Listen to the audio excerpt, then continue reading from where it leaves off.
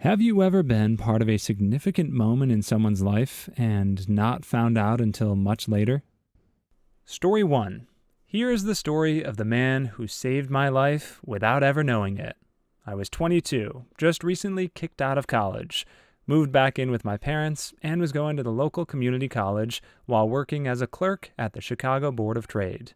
Now, my CBOT job gave me access to tons of great stuff, money for school, connections in Chicago, but mostly drugs. Every drug I ever wanted, the best prices, and the best quality. I took great advantage of this. To say I was depressed would be putting it mildly. I hated myself. I hated everything about me and what I had become. Let me take you through a typical day. Wake up at 3 a.m. and take the train to work. Eat painkillers and a Red Bull for breakfast.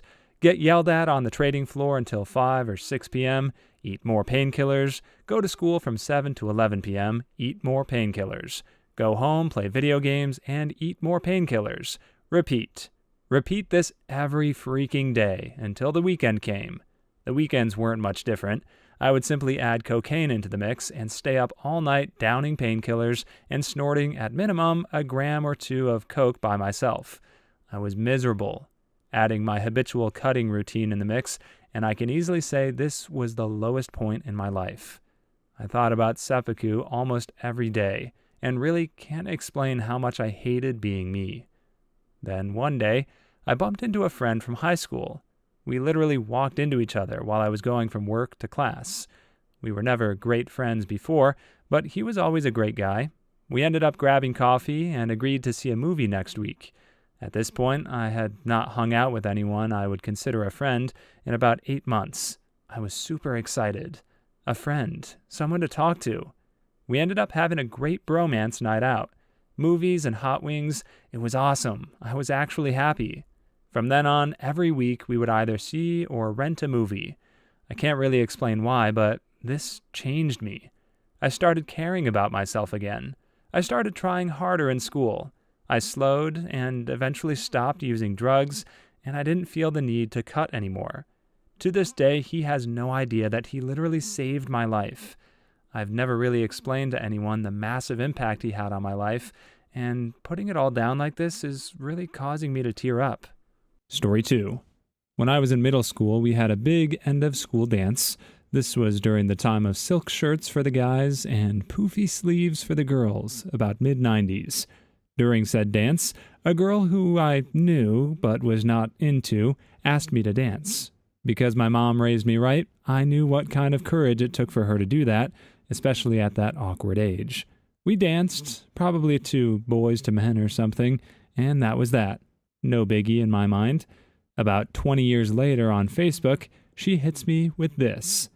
So I had this random memory of you yesterday and felt like I should share it for some crazy reason. Please don't think I'm nuts. For some reason, the memory of you dancing with me at the 8th grade dance entered my brain. I'm sure it's because Mother's Day is approaching. At that time was when my mom was really sick, and it was obvious that she wouldn't be here much longer. The day after the dance, my family and I went to visit her in the hospital. When it was just the two of us in her room, she asked me if I danced with someone. When I told her that I danced with you, she was so happy. She knew how big of a crush I had on you in middle school. As I thought about it, I realized that it was probably the last happy memory I had with her. It was soon after that she became sicker and passed away a few weeks later. Anyway, I just wanted to thank you for giving that to me. My mind was blown. Thanks for teaching me unconditional respect, Mom. Story 3. As a lifelong hospitality worker, going out of my way for people is pretty ingrained in my personality, and I regularly forget what an impact just being nice to people can have. On one particular night, we had a reservation for a couple celebrating their 50th wedding anniversary, and they let us know in advance that the wife was in a wheelchair. No biggie. I arranged a table that was easy to access and equally close to the entrance and the bathroom, and removed a chair so that when they arrived, they didn't have to go over these things. It can be embarrassing to have people make a fuss over you and your condition, so doing these things in advance helps. It turns out the wife wasn't just in a wheelchair, she was quadriplegic. All she could move was her face. Even her neck was in a brace. Her husband was incredible. Patient, attentive, loving. At the beginning of the meal he ordered for her, he cut her food and fed her before he touched his plate. When I would come by the table to see how they were doing, I tried to include her in the conversation, ask her questions, but her husband would always answer for her. It was like we were chatting through a translator. After their mains, I brought over the dessert menu and was talking them through the available options when I heard the wife murmur. Clearly she was struggling to speak, so I leaned in and she asked me if we had any cheese. I explained to her the available selection, and when I brought it over, gave a story about each of the cheeses in turn. It feels strange to be discussing these little details because they're just run-of-the-mill things. The point is, at the end of the night, they left, smiling, and both thanked me for a lovely night. A couple of weeks later, my manager gave me a letter the husband had written to me. Not unusual. Customers often write in afterwards to say thank you, but I choked up reading it. Apparently, the wife had been quadriplegic for a couple of decades by that point, and for nearly that long they had spent their time alone, just the two of them, rarely leaving the house. The occasions when they did, they had been treated as a nuisance by the general public, and it was so disillusioning to them that they became reclusive. The wife especially, who had not said a word to anyone outside family or doctors in over 10 years. He closed the letter by thanking me for the humanizing experience, a truly special anniversary gift, and that they now looked forward to enjoying many more nights like that one after having missed out on so many. It really takes so little effort to just acknowledge someone, and yet it can clearly make the world of a difference. I think a lot of us realized pretty quickly during the pandemic that human interaction is so critical to our living experience, and without it, some of us just really suffer. So if you take anything from this story, I'd say hold on to the bonds that you have and just try your best not to let them fade. It's easy to become isolated as we get older, but it's definitely worth the extra effort to maintain relationships wherever possible. You just never know what the other person on the other end is feeling. Story 4. A friend of mine who moved away a couple of years ago actually messaged me on Facebook the other day about how I saved her life. She explained that she was anorexic in middle school when we were good friends, and there was one particular day that changed her outlook on life. It was teriyaki chicken day, best freaking lunch of the year, and she said she wasn't going to have any, wasn't hungry. I refused to take that answer because, holy frick, teriyaki chicken! I pulled her up to the line and made her eat her chicken, rice, fortune cookie, and drink her chocolate milk. She told me that she went home that day and cried, finally realizing that someone did care. She said, "You probably saved my life that day. I just know how you changed me that day. I have to let you think about it every time I feel down." I cried so hard, tearing up a bit, now remembering her message. I had no idea. I'm so glad 11-year-old me did that because she's a beautiful, wonderful person, studying biology at a great school, living life to its fullest now. She's on the internet too, so Allie, if you're hearing this, I'm so glad you told me and I hope you're doing well. Story 6. I dated a 28-year-old girl when I was 22. She was divorced with a 6-year-old. I was obviously too young to deal with a 6-year-old, but tried to hang out with the kid as much as I could. His mom was a bit technically challenged, so I set up their PC, brought him some of my games, upgraded their PC from time to time with spare parts from my PC, etc. We finally broke up, and I thought that was that. Cue 10 years later, I see her on Facebook, do the friend thing, and she asks if she can call me. Sure, why not? We speak for a bit, and she asks if her son can speak to me. He's now 16 and has a few things to say to me. Me and the son speak for about an hour, and hour in, which he profusely thanks me for the times I spent with him and his PC games. Because of me, he has gotten completely into building his own PCs and building the PCs of his friends at school. He loves gaming and says it reminds him of me. Never felt so honored and so horrified at the same time. Directionless, immature 22-year-old me did something to change the course of someone's life. Made me think twice when dealing with people after that.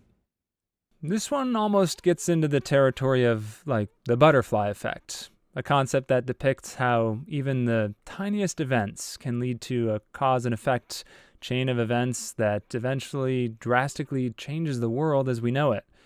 Like, for instance, a butterfly flapping its wings on one side of the world leads to a series of subsequent events that ends in a typhoon on the other side of the world. This guy's actions exemplify this in a way, and it's important for us all to realize that no matter what we do with our lives, big or small, we are for sure leaving a mark and having an impact and shaping history just by being here. Story 7. I knew it was significant, but I didn't realize how. Years back, I arrested a guy for some child offenses. He was an older guy, had a couple of older daughters and a younger one, and was married. He and his wife had been together 20-something years. The guy was in great shape and had a very active job. His wife was less attractive. She had put on weight since the marriage and had kind of let herself go a bit.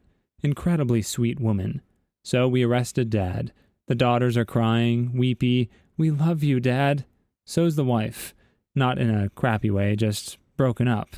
As the case winds its way through the courts, it becomes clear that Dad's defense is, "My wife got fat and ugly, so it's her fault I had to do that kind of stuff to the kids." Not only was that his defense, but it was what his parents and family believed. Basically, it's all the wife's fault, and his decision to play around with little kids is totally innocent. In addition, he spent the 2 or 3 years before his arrest online chatting with other pedos and telling them what a fat, ugly witch he married. Scum. The prosecutor and I stayed in touch with the wife through the process, explaining to her what was going on, advising her of her options, making sure she understood what was going on. We gave her advance notice that he was going to try this stuff, that he was saying evil, nasty things about her, rather than taking responsibility for his actions.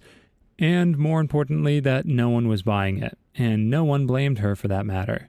A couple years after that case went to bed, I was out in the suburbs doing a safety talk to a group of parents. The wife happened to be there, and came up to me before the talk. She told me, for the first time, that he'd been somewhat mentally abusive in the years leading up to the arrest. She'd never quite felt like she was good enough to leave him, if that makes sense. She told me that the prosecutor and I had given her the strength she needed to leave him, and to cut him out of their lives. We kept telling her that it wasn't her fault, and that she was better than he was, and it was what she needed to get out of there. It was a little reminder that a small thing, handling a victim properly, can have lasting repercussions. Story 8. When I started secondary school, like high school, we had a workshop thing about getting to know each other and all that jazz.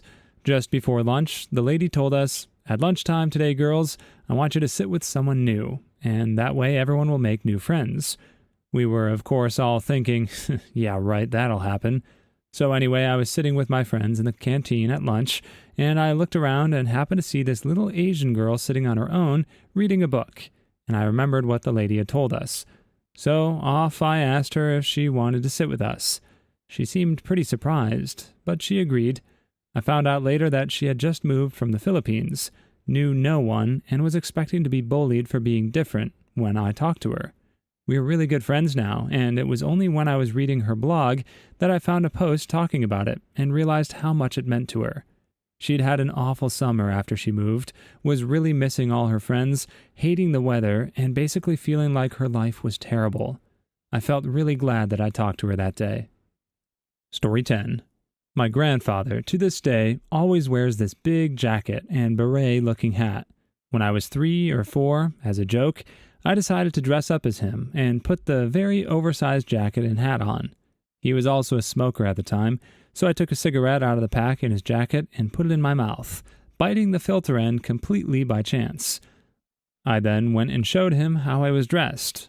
I never really thought about it much, but 10 years later, he would tell me that when he saw me with the cigarette in my mouth, facing the right direction, he decided to quit smoking on the spot. He thought I knew which end to put in my mouth, I definitely didn't, and therefore was teaching me how to smoke. He knew it was bad for him, and he didn't want to be a poor role model, so I guess it was significant for both of our lives. He turns 90 this week and is healthy as ever. Story 11. I went to high school with this nice but troubled kid. He played basketball for our teeny-tiny private school, but was not on track to graduate. Our senior year, I was helping him with math, which we mostly talked about while he introduced me to the Doors. One day, he asked me if I thought he could turn it around, and I told him that if he turned the determination he had on the basketball court to the rest of his life, he could do anything. Fast forward 7 months to graduation, he comes up to my mom and tells her I was the only reason he graduated high school, that I believed he could do it when no one else did. Side note, obviously I had a huge crush on him, but I was a terribly earnest and naive teenager. I thought he was way too cool for me. Oh yeah, I'm a girl. Sounds to me like this guy had been down so long and going through strange days. His odds of flunking out of school were 5-1, and when the music's over, at the end of the night, he's left with the Roadhouse Blues. But this lost little girl saw that he was an unknown soldier and threw him a soft parade to boost his confidence and light his fire. While he was riding on the storm and waiting for the sun, this LA woman became his changeling, encouraged him to take it as it comes and break on through. Even though he didn't love her madly, it wasn't the end, because she really touched him, and he became a backdoor man. People are strange, man. Peace frog. Story 12. Not me, but a friend of mine. So he and a group of friends were walking home from a bar, drunk and laughing, when they heard a girl shriek somewhere nearby. Not a cry for help, but more a surprised-sounding noise. My friend, being a bit of a joker, shouts out, "Hey, don't R that girl!" And they all kinda chuckle and keep moving. As they come around the next block, though, they see a girl crying and coming towards them. Turns out she was being assaulted when she screamed, but when the guy heard someone yell, he took off. She thanked my friends, and they made sure she got home safely. My drunk friend thought he was being funny, but inadvertently scared off a potential R. Story 13. When I was about 10, my family took me to see some friends of theirs. This family had a little girl who was still crawling around everywhere. My 10-year-old brain thought, "Why are you walking like that? Just use 2 legs. Here, it's easy, I'll show you." Then, just as her parents entered the room, I guided her to take her first steps. Turns out she was behind in development, and her parents were unsuccessful in teaching her to walk. I couldn't understand why everyone around me was so ecstatic until recently, when my parents reminded me of the event. Too long didn't read, I taught a little girl to walk for the first time. Story 14. I take my dogs hiking every day after work. I usually go later in the day due to heat, plus I enjoy walking in the woods during dusk. At the turnaround point in the trail, there's a big rock on an overlook that all the local high school guys view as a discreet area to talk their girlfriends into a romantic session on a big slab of granite. I can't tell you how many virginal fumblings I've accidentally broken up. Everyone remembers their first time, and I'm going to be in the memory of a lot of people's first time. Sadly, for the wrong reasons, though. Story 15. Sort of the reverse. Somewhere just after my 15th birthday, a guy in high school showed off a little JavaScript he knew. Very lame in retrospect, as it just made the screen blink black and white repeatedly. Still, I was impressed by making the computer do things by itself, and taught myself programming shortly afterwards, using some file shipped with Windows. I think it was JScript 5.chm or something. I'm now close to finishing my doctorate in computer science. He still doesn't know that little JavaScript was the thing that started me in this direction. Story 16. My girlfriend at the time, who was in school across the country, was starting to spend a lot of time with this, admittedly nice guy. I felt like I saw the writing on the wall and broke up with her. Years later, I found out they were happily married and very successful. So I like to think, mostly for my own ego's sake, that I made that possible. Please leave your stories in the comments. I'd love to make a video of them in the future. Also, don't forget to like and subscribe.